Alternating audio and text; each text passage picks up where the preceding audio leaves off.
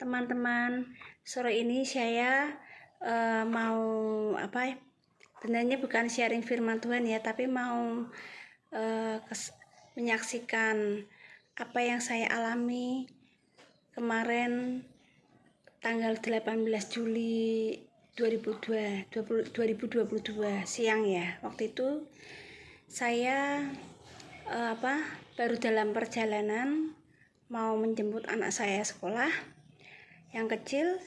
Saya naik motor ya. Setelah waktu perjalanan itu saya tidak mau menyanyiakan. Setiap kali saya naik motor saya tidak mau menyanyiakan waktu untuk untuk hanya diam saja, tapi saya gunakan waktu itu untuk memuji Tuhan, menyembah Tuhan. Bahkan saya belajar untuk menjalin komunikasi dengan Tuhan. Saya mulai mengajak Tuhan itu berbicara gitu. Karena saya percaya Tuhan itu bisa melihat, berarti dia bisa menciptakan mata, berarti dia bisa melihat. Dia menciptakan telinga, berarti dia bisa mendengar. Dia menciptakan mulut, berarti dia bisa berbicara. Dan kalau Tuhan bisa berbicara, saya percaya jikalau Tuhan mau menjawab, Tuhan pasti akan menjawab. Itu yang saya tangkap, yang saya percaya. Dan saya mengajak Tuhan bercakap-cakap. Saya mengajak Tuhan, saya mulai belajar untuk berkomunikasi dengan Tuhan, untuk bertanya dengan Tuhan. Saya itu pernah punya kenalan, yaitu hamba Tuhan yang ada di Magelang. Namanya Bapak Lasarus Sutrisna. Tapi sekarang sudah almarhum. Dan dalam saya mengenal beliau itu saya sangat respect sekali. Saya sangat respect sekali. Kenapa? Karena saya melihat kehidupannya tuh luar biasa dengan Tuhan. Bagaimana hubungannya dia dengan Tuhan tuh sangat dekat sekali sama Tuhan. Bahkan kalau misalnya ada orang sharing dengan dia atau bertanya, dia selalu mengikut sertakan Tuhan dalam apapun. Dia selalu bertanya dengan Tuhan. Dia bertanya dengan Tuhan, sebentar ya, saya mau tanya dengan Tuhan dulu. Ketika dia berdoa, dia tanya dengan Tuhan, tidak perlu waktu lama, Tuhan pasti memberikan jawaban lewat firman Tuhan atau lewat langsung pernyataan Tuhan itu disampaikan. Dan waktu itu saya juga menanyakan hal tersebut kepada Tuhan Yesus gitu. Tuhan, Pak Tres itu kok bisa ya Tuhan, kok bisa enak gitu Tuhan hubungannya sama Engkau. Jadi seperti TikTok kan gitu loh Tuhan. Kalau dia tanya langsung cepat dijawab gitu. Kenapa kok bisa begitu ya Tuhan gitu. Waktu itu saya bertanya demikian kepada Tuhan. Dan Tuhan itu seperti memberi saya tuh bukan langsung atas ada suara di telinga audible itu, tidak teman-teman. Tapi seperti Tuhan tuh memberikan saya tuh suatu pernyataan. Jadi dalam pernyataan seperti ini, apabila seorang orang tua melahirkan seorang anak, dan ternyata anak yang dilahirkan itu cacat gitu. Dia seperti memberikan kepada saya pertanyaan, cacat, matanya buta, telinganya tuli, mulutnya bisu, pokoknya cacat. Bagaimana perasaanmu? Saya ketika Tuhan ngasih saya pernyataan seperti itu, hati saya langsung saya jawab gini, wah, sebagai orang tua ya pasti hatinya hancur Tuhan gitu. Dan Tuhan bilang, begitu pula aku. Demikianlah juga dengan aku. Aku banyak anak-anakku, banyak anak Tuhan yang meskipun dia punya mata rohani, namun mata rohaninya tidak bisa melihat apa yang menjadi kehendak Tuhan di dalam kehidupannya. Dia membaca firman Tuhan, tapi dia tidak dapat melihat kebenaran yang terkandung di dalamnya gitu. Dan banyak anak Tuhan itu yang walaupun punya telinga rohani namun tidak berfungsi untuk mendengar suara Tuhan. Kenapa? Karena anak-anak Tuhan lebih cenderung memfokuskan dirinya bukan pada perkara-perkara rohani, tapi justru kepada perkara jasmani maupun duniawi gitu, yang sifatnya kedagingan gitu. Itu yang membuat telinga rohaninya itu tidak dapat berfungsi dengan baik gitu. Dan yang mulut, mengapa anak-anak Tuhan mempunyai mulut namun bisu, tidak bisa berbicara. Jadi ketika ada orang yang butuh jawaban, butuh kebenaran, butuh dibukakan akan kebenaran firman Tuhan, dan banyak anak Tuhan yang tidak bisa memberikan tidak bisa memberitahu tentang kebenaran firman Tuhan yang sesungguhnya kepada orang yang sedang membutuhkan, sehingga banyak orang tuh tidak bisa berkata-kata apa yang menjadi pesan Tuhan, apa yang harus dia katakan, yang pesan Tuhan itu apa. Bagaimana bisa berkata-kata, mendengar saja tidak bisa gitu ya. Melihat apa yang jadi kebenaran firman Tuhan saja belum dapat melihat gitu ya. Jadi hanya sekedar mendengar dari apa kata pendeta, dari apa kata orang gitu. Tapi kita itu adalah anak-anak Tuhan, anak-anak Tuhan yang adalah roh. Seharusnya kita yang sebenarnya sudah dilahirkan dari roh Allah, seharusnya kita bisa yang bisa dilahirkan dari Tuhan, seharusnya kita bisa tanya langsung, minta langsung dengan Tuhan, karena Dia adalah Bapa yang baik. Dia adalah Bapa yang murah hati. Ketika kita mau tanya kepada Tuhan, ketika kita mau benar-benar dipakai Dia untuk menjadi alatnya, Dia pasti dengan murah hati untuk menuntun kita, memimpin kita, untuk apalagi membawa jiwa-jiwa untuk datang kepada Tuhan. Itu yang saya tangkap, teman-teman. Lantas kemudian Tuhan seperti memberi saya pernyataan lagi, pernyataan dalam hati saya tuh dibukakan seperti ini.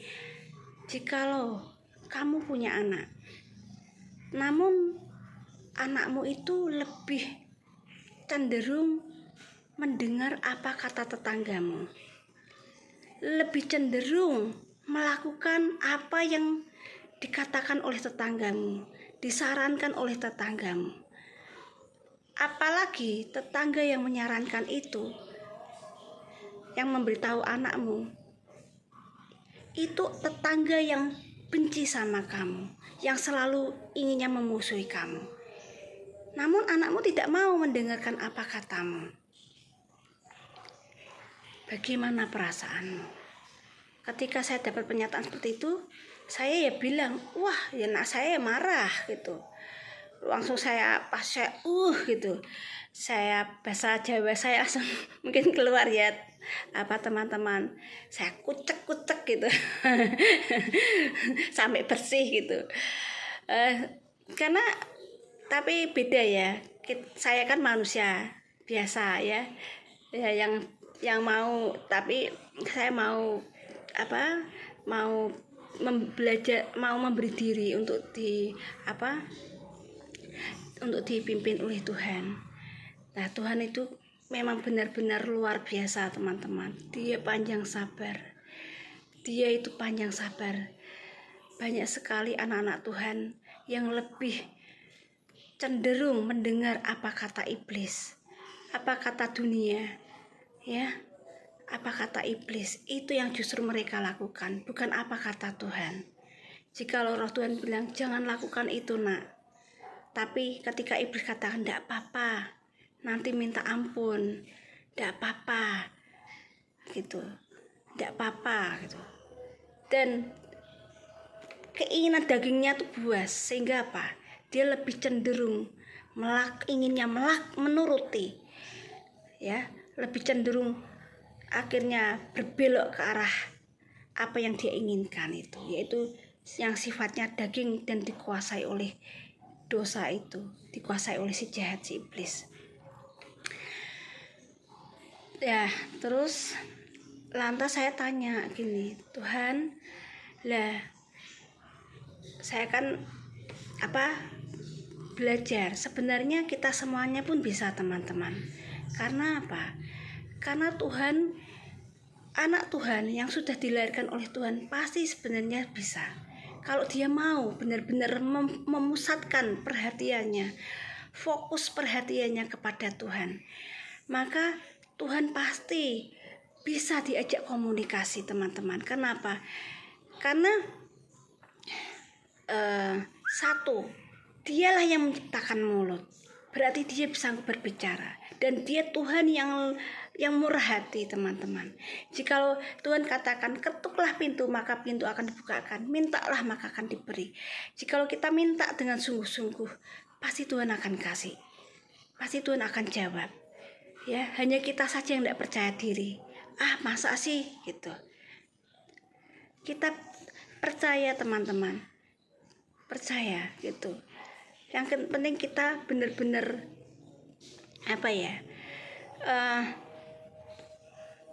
memberi diri sepenuhnya sama Tuhan, karena itu memang mutlak, tidak bisa ditawar lagi. Lalu saya tanya gini dengan Tuhan, Tuhan, gimana ya Tuhan caranya supaya saya tuh bisa mendengar suaramu gitu lebih lagi, karena saya ingin, Tuhan, rasanya saya ingin sekali, Tuhan, bisa komunikasi dengan Engkau gitu kan. Ya pingin aja gitu loh, karena saya pingin gitu, saya pingin lebih lagi, Tuhan, kok lebih lagi, pertajam pendengaranku, Tuhan, pertajam pendengaranku, pertajam pendengaran telinga rohaniku, Tuhan gitu. Kemudian saya mendapat pernyataan itu, yaitu pertama, jikalau kita mau benar-benar dipertajam pendengaran kita untuk mendengar suaranya, kita harus mau benar-benar memusatkan hati dan pikiran kita untuk benar-benar tertuju atau fokus kepada Tuhan, ya. Jadi seluruh waktu kita berikan kepada Tuhan. Lantas bukan berarti kita tidak berdosa, tidak berdoa, tidak bekerja, tidak ngapa-ngapain, itu ya enggak, teman-teman. Saya pun juga bekerja dari pagi, ya. Saya bekerja hingga sampai saya istirahat malam.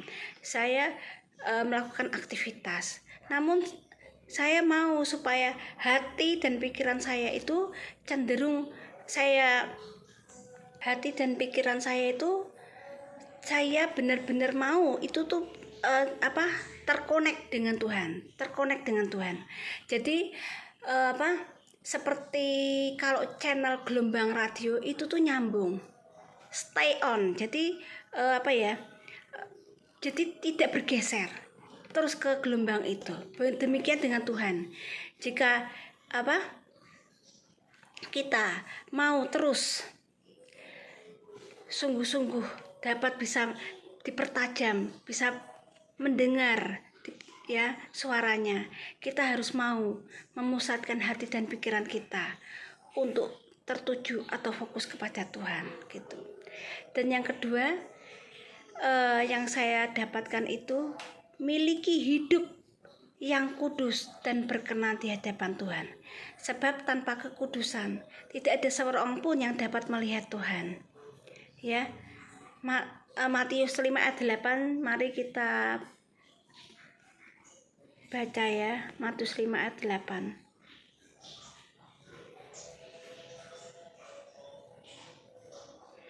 Ya. Berbahagialah orang yang suci hatinya, ya, suci hatinya, kudus, ya, karena mereka akan melihat Allah. Yang saya maksud di sini, kita bukan melihat secara kasat mata, walaupun itu sebenarnya bisa kalau Tuhan berkenan gitu. Tapi Tuhan itu adalah roh. Karena Tuhan adalah roh, dan kita manusia ini juga adalah manusia rohani.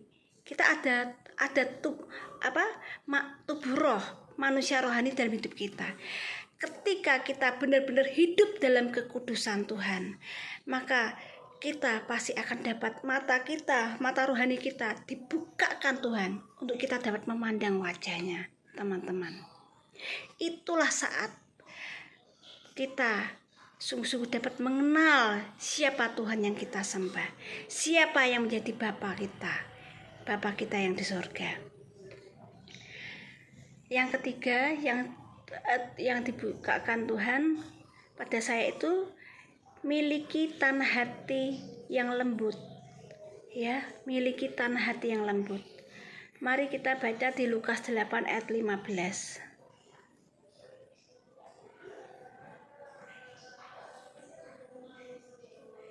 Lukas 8 ayat 15.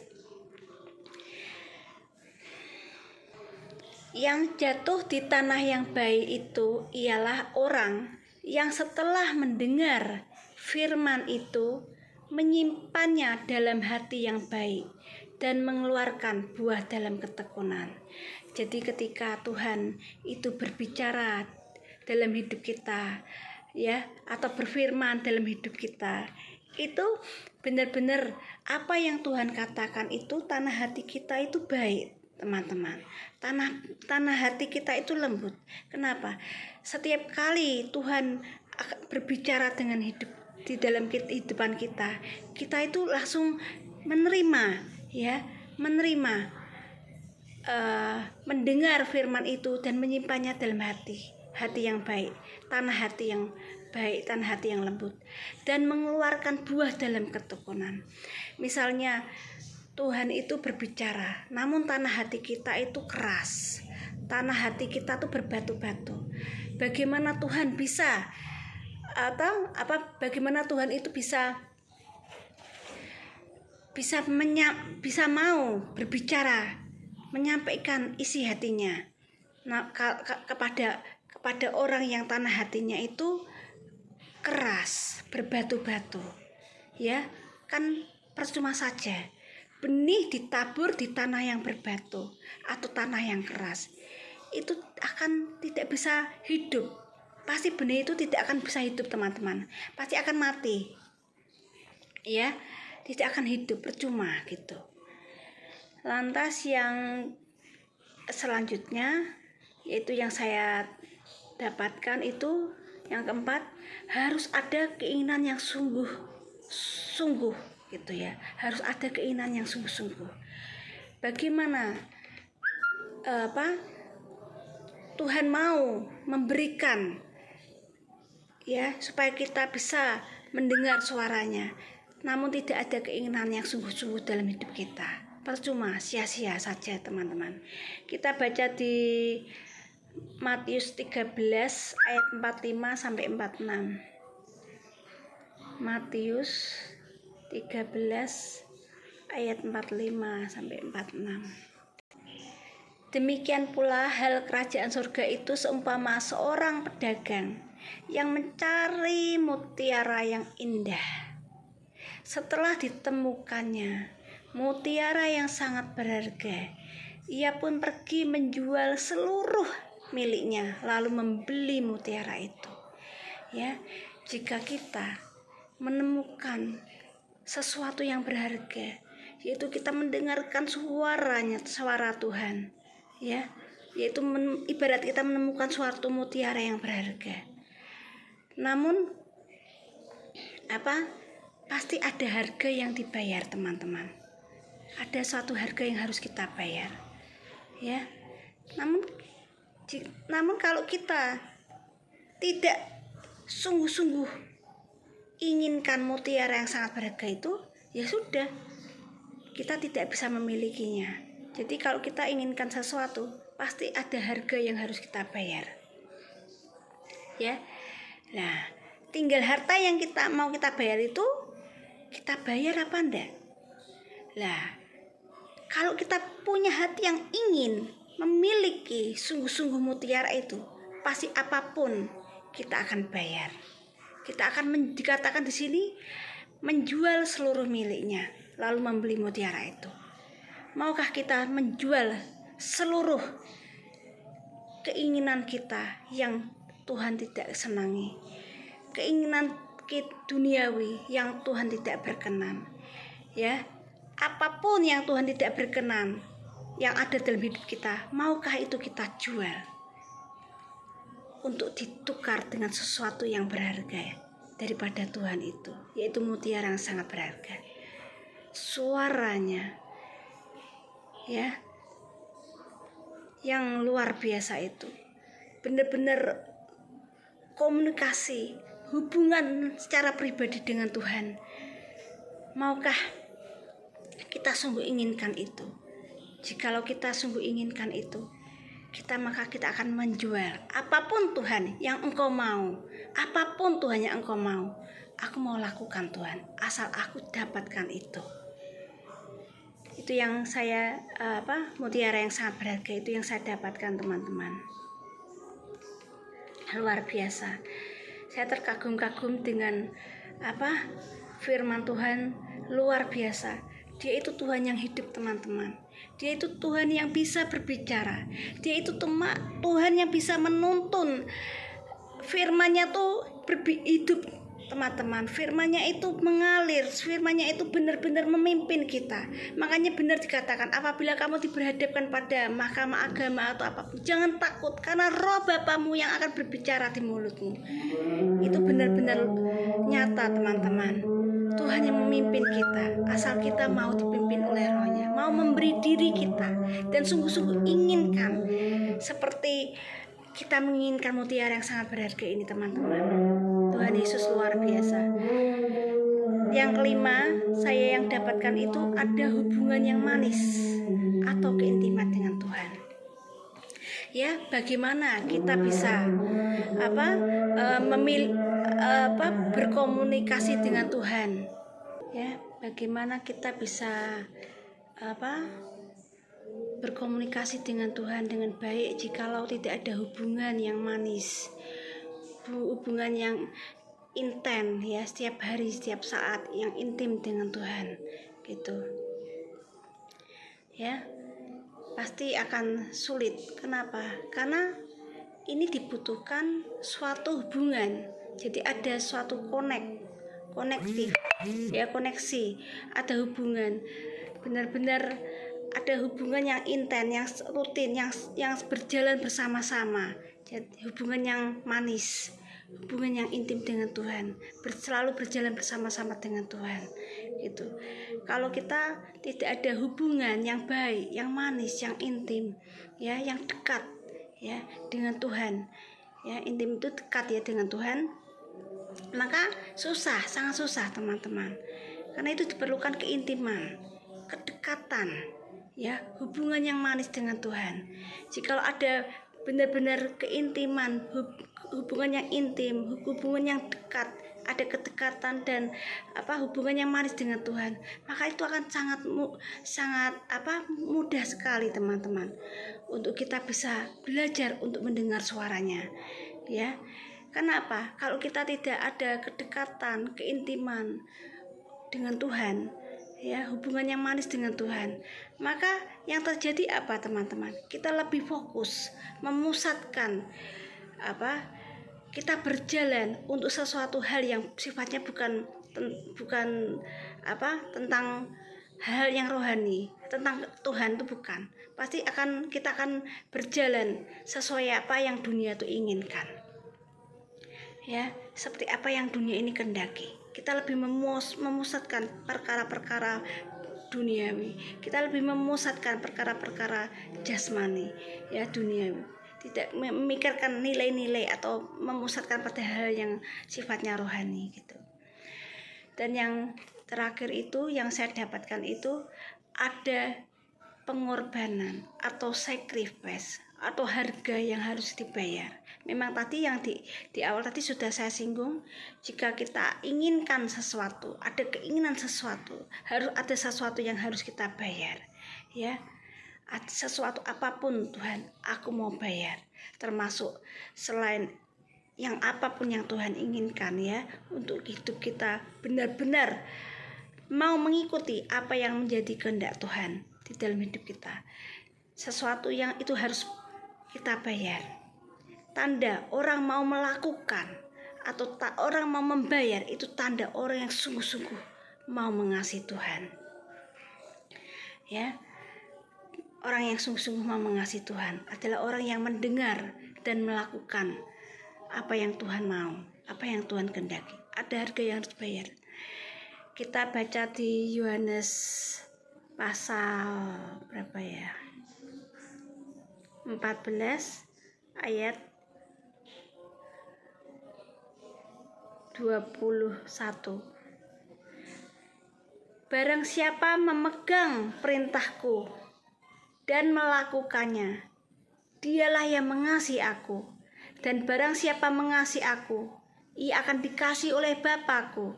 Dan aku pun akan mengasihi dia dan akan menyatakan diriku kepadanya. Ya, jikalau kita mau bayar harga, itu tanda bahwa kita sungguh-sungguh mengasihi Tuhan. Kita sungguh-sungguh inginkan, ya, apapun kita mau bayar. Itu tanda Tuhan melihat bahwa kita sungguh-sungguh mengasihi Tuhan. Maka dikatakan, Bapa-Ku, ya, ia akan dikasihi oleh Bapa-Ku, dan aku pun akan mengasihi dia. Sesungguhnya bukan lantas Bapa dan Tuhan Yesus itu berarti Tuhannya orang Kristen ada dua, bukan gitu. Itu bukan itu ya maksud saya, teman-teman. Kenapa Tuhan Yesus mengatakan Bapa? Karena posisi Tuhan Yesus saat dia di dunia ini, dia dalam tubuh jasmani, ya, sedangkan Tuhan adalah roh. Oleh sebab itu Tuhan Yesus mengatakan demikian. Padahal di Yohanes 10 ayat 30 juga dikatakan, aku dan Bapa adalah satu. Tuhan Yesus itu adalah Bapa itu sendiri, teman-teman. Ya. Jadi Tuhan Yesus itu ketika kita mau bayar harga, kita mau berkorban, apapun yang Tuhan mau, itu aku mau lakukan. Itu namanya bentuk dari pemberian diri kita totalitas kepada Tuhan. Makanya dari awal saya juga sudah katakan, ini mutlak, tidak bisa ditawar. Pertobatan pertobatan itu sesungguhnya bukan yang jahat menjadi baik, tapi pemberian diri kita totalitas kepada Tuhan, untuk mau dipimpin oleh Tuhan, untuk mau mengikuti apa yang menjadi kehendak Tuhan. Itu adalah pertobatan yang benar-benar, yang sungguh-sungguh kepada Tuhan. Puji Tuhan, kiranya apa yang sudah saya dapatkan, ini bisa menjadi berkat buat kita semuanya. Amin. Tuhan Yesus memberkati.